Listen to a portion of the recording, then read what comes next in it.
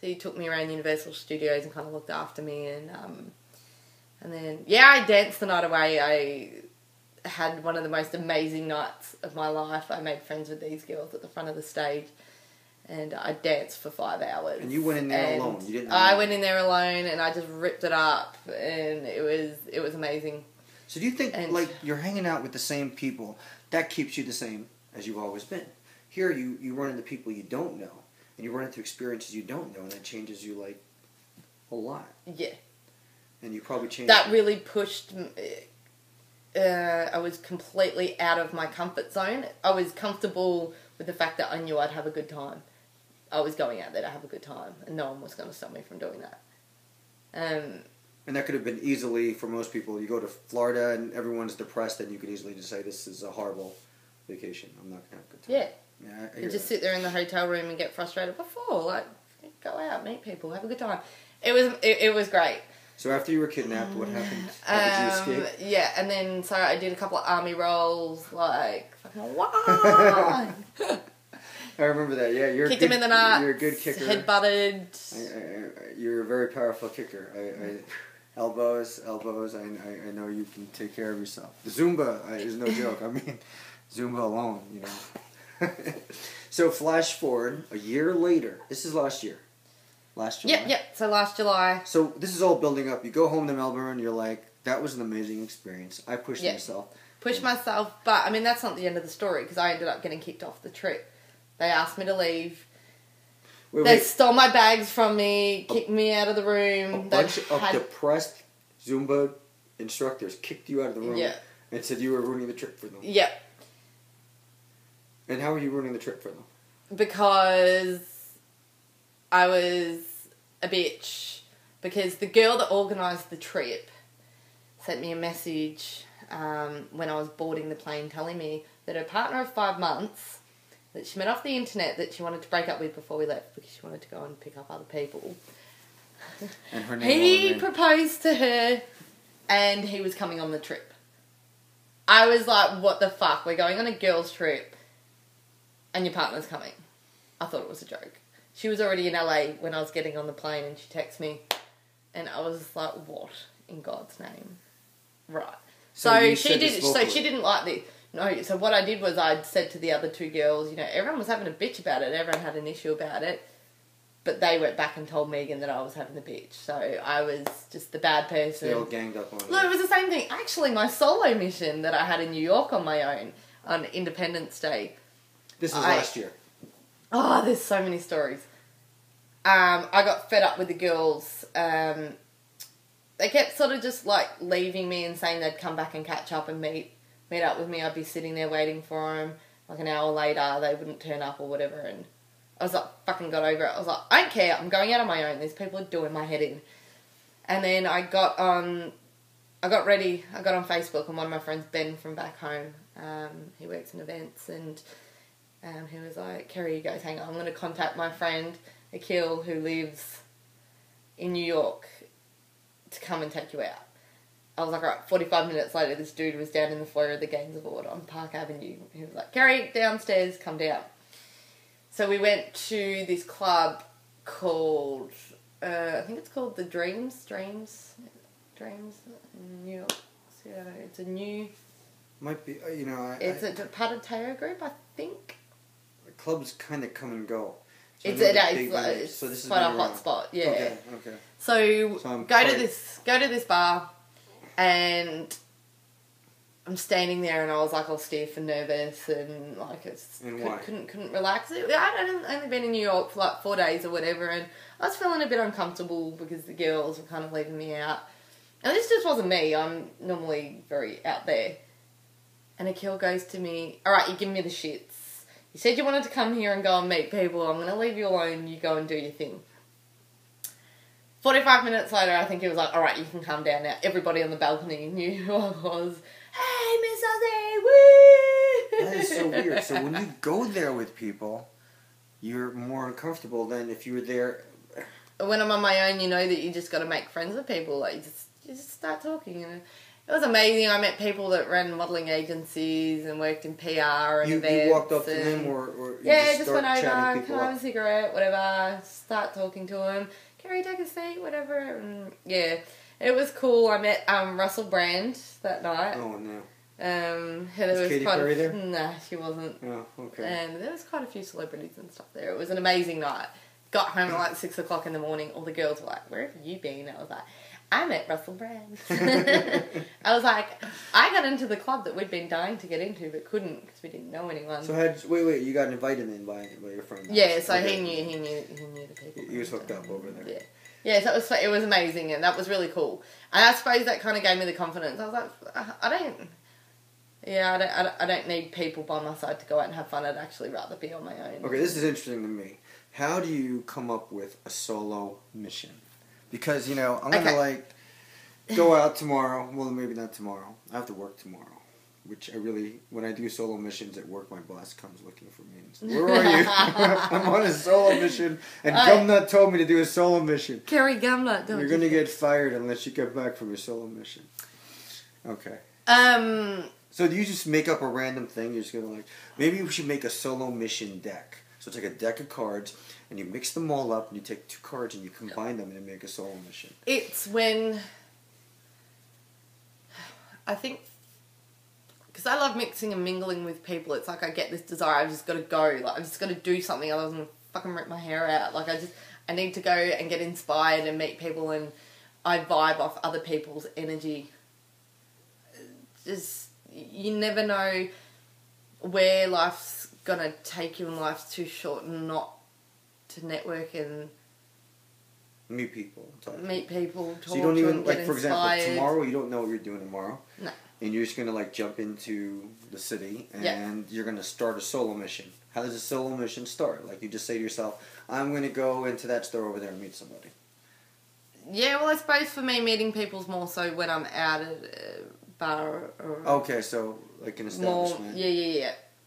Probably more so. I think it's a bit more difficult to just go and meet people randomly in the day unless you're sitting at a cafe or whatever and, you have a joke and chat to someone next to you or whatever. But during the day, people kind of got things on. They don't want to be bothered so much, whereas at night, people are relaxed. They're there to meet people. They're there to meet people and they're a little bit more open to it. I think at night you go to a club and it's about... everybody's there to meet someone, have a good time... Guys, girls, whatever it is, especially after a few drinks. I think it's a matter of the waiting game. Who's going to go up to who first? I don't need to play those games. It's like, cool, sweet. Okay, wait. So then if you're feeling more comfortable outside your comfort zone, then why don't you go during the day and you make a solo mission? You probably do. I'm not going to... I can do that. Yeah, I think you do. I think you're lying. I think I throughout meet people the day, in the you day. meet people during the day. Yeah, absolutely. I do. So then I think you're lying. But it's more so at night. Because when you went to the city the other day, you met how many people throughout the day? Well, one, you got lost. And I gave you great instructions. I really gave you some great instructions. The thing that confused me was, I thought you wanted to go to Central Park. And she said... So did I, but that's what she said. She said Spring Street. I said Spring Street. I knew in my head it was near the village. No, Soho. And... But you said, no, you're insistent. I'm going to Central Park. And that's why I said go to Central Park. Yeah, I don't know. Look, that was confusing. Anyway. ADD. You have a TV on in the background, and she just, is watching... I don't even know what kind of commercial this is. Infomercials. This lady just, lost, 10 pounds by putting on a special... That's what I need. That's what I need right now. I've put on so much weight since I've been here fucking drinking and That's genius. I'm going to make a lot of money doing it. It's the diner's fault. It's the diner. Mum was like, what's a diner? And I'm like, Mum, just Grease Lightning when they go to the diner. She's like, what's the difference between a diner and a cafe? I'm like, one has jukeboxes and booths and the other one has normal cafe chairs. I don't know. How do you want me to explain it? In the US, diners are huge. Diners are huge. Huge or huge? Huge? Huge. Say huge. Huge. Huge. Is that how you say it? You don't say huge. Huge. That's what I said. You're not pronouncing the H. H. It's H. It's H. It is not a tumor. It is not a Have tumor. you seen my baseball? Have you seen my face? I'm posting this right now. Just that part right there, over and over again. It'll remind you of Avatar. There you go. That was, yeah, okay. I'm going to have to kick you out now. Okay, I'm going to find a knife really quick. But that being said, yeah, diners are like huge. I've heard that one before. Oh my god, it is so big. That's another of the stories from the other night, which you haven't mentioned really. But anyway, so you have these solo missions. You come to New York now. You're in the United States now. You hit Vegas. You hit Los Angeles. You did solo missions, I'm assuming, in all those places. I did. In all of those places. And, you know, you're going to have T-shirts made up. I think the blog could have, like, T-shirts on a solo mission. Would that be hot? Yes. That would be sick. On a solo mission. And then you get these shirts and you put it in, you sell them on your blog, and... That's it. We've got it. Donate the money to like... Solo Gumnut mission. Nah. You're really branding. I like on a solo mission. On a solo mission. I'm going to go get a T-shirt made tomorrow. On a solo mission. And, you know, if you want to check out where you can get this, you can hit her up on her Facebook, and she's going to have special... Kerrie Gumnut Mitchell. Mitchell Reno. And then sign up for that, and you're on Twitter?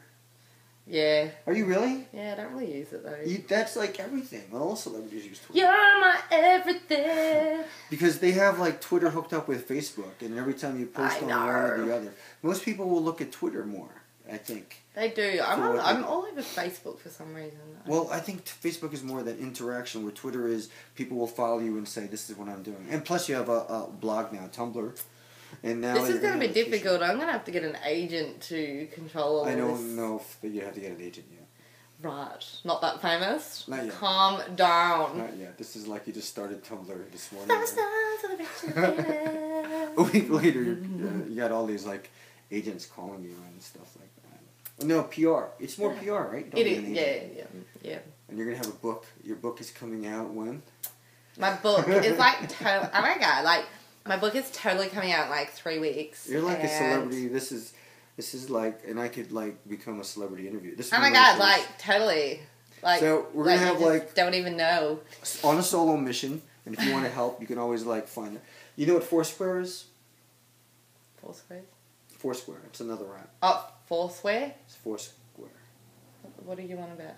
It's kind of like that. It could be, you can have like Gumnut Square. Like people log into the places you've been to.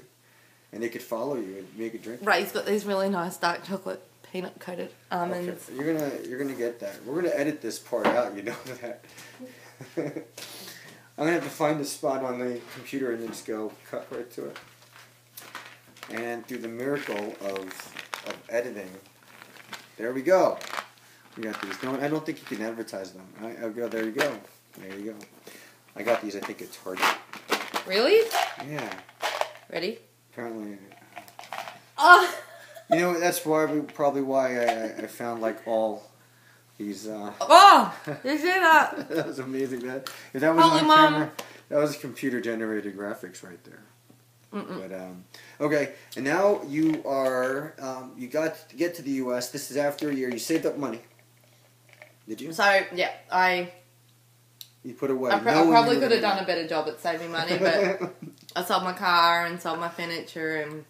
What kind of car did you have? Robbed a couple of grandmas. Choppa.